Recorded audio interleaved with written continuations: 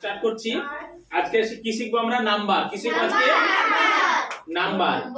NUM নাম, BER বার, number. এই number হচ্ছে ইংলিশে কয় প্রকার জানো তোমরা? দুই প্রকার। তাহলে কি জানলাম আমরা? নাম্বার কয় প্রকার? গুড, দুই প্রকার। নাম্বার কয় প্রকার? দুই প্রকার। আচ্ছা, কি কি নাম্বার সেটা আমরা জানবো এখন। একটা হচ্ছে সিঙ্গুলার, একটা হচ্ছে কি সিঙ্গুলার, আর একটা হচ্ছে কি প্লুরাল। প্লুরাল। সিঙ্গুলার বানানটা কি? SINGU, সিঙ্গু। LAR, singular. আর আরেকটা নাম্বার কি পেয়েছি? প্লুরাল। আচ্ছা, এই নাম্বারগুলো দুই প্রকার। এই নাম্বারকে এই সিঙ্গুলার বলতে বোঝায় কি? এক বচন, একটা বস্তু, একটা জিনিস, একটা মানুষ, যে কোনো একটা জিনিস বোঝাতে বোঝায় কি? Singular number. কি নাম্বার? Singular number. যে কোনো একটা জিনিসকে কি বোঝাবে? কি হবে? সিঙ্গুলার। কি হবে? যেমন এটা কি? ডাস্টার।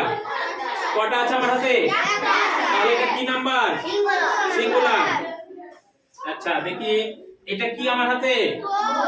বইকে ইংরেজিতে কি বলে? কটা আছে আমার হাতে? তাহলে এটা কি নাম্বার হলো? সিঙ্গুলার। আরেকটা দেখি দাও।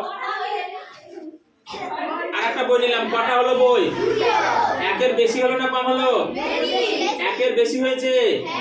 তাহলে এটাকে কি নাম্বার বলবো? প্লুরাল। কি নাম্বার বলবো? তাহলে সহজে বোঝা গেল। একের বেশি হলে কি নাম্বার হবে? প্লুরাল। একের বেশি হলে কি বোঝাবো? গুড। চলো এবারে আমরা দেখব কি যোগ করতে হয় সিঙ্গুলার থেকে প্লুরাল করতে। সিঙ্গুলার থেকে প্লুরাল করতে কি কি যোগ করতে হয় জানো তোমরা? এস যোগ করতে হয়, এসএস যোগ করতে হয়, ইএস যোগ করতে হয়, আই ইএস যোগ করতে হয়। এতগুলো কিছু যোগ করে কি করতে হয়? প্লুরাল করতে হয়। ঠিক আছে, দেখো যেমন বুক, BOOK কি হয়? বুক। বুকের সঙ্গে কি যোগ করব? এস। কি যোগ করব? এস। নরমালি এটা একেবারে সাধারণ। আর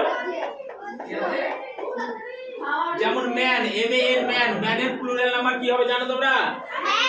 না, এস হবে না যোগ এখানে। মেন, MEN মেন, এটা ব্যতিক্রম। এটা কি? ব্যতিক্রম। ম্যানের প্লুরাল নাম্বার হবে কি? মেন। বুঝা গেল? আচ্ছা, এবার আমরা দেখব ইএস যোগ কোথায় করতে হয়।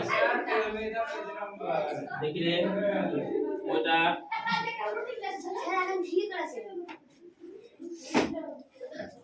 যদি ওয়ার্ডের শেষে কি থাকে, এটা ক্লিয়ার করছি। যদি ওয়ার্ডের শেষে কি থাকে? SS CH SH, তাহলে আমরা কি যোগ করব? ES যোগ করব। কি যোগ করব? ES যোগ করে প্লুরাল করব। যেমন ধরে নাও ক্লাস, GLASS। কি আছে? ডবল এস আছে না? ডবল এস থাকলে কি যোগ করব আমরা প্লুরাল করার সময়? তারপর দেখো বেঞ্চ, BENCH। ওয়ার্ডের শেষে কি আছে বলো তো? CH। ওয়ার্ডের শেষে কি আছে? তাহলে ওয়ার্ডের শেষে এস থাকলে, ডবল এস থাকলে, CH থাকলে কি যোগ করব? ES। প্লুরাল করার সময় কি যোগ করব?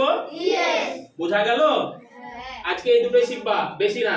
ওয়ার্ডের শেষে ডবল এস থাকলে কি করব আমরা? ES। ওয়ার্ডের শেষে CH থাকলে কি যোগ করব আমরা? তাহলে ES যোগ করলে কি হলো? প্লুরাল। তাহলে আজকে এই দুটোই শিখে রাখো।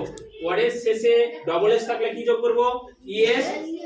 ওয়ার্ডের শেষে CH থাকলে কি যোগ করব? ES। চলো বন্ধ করো ভিডিও। তুমি নিচে নামালে কেন?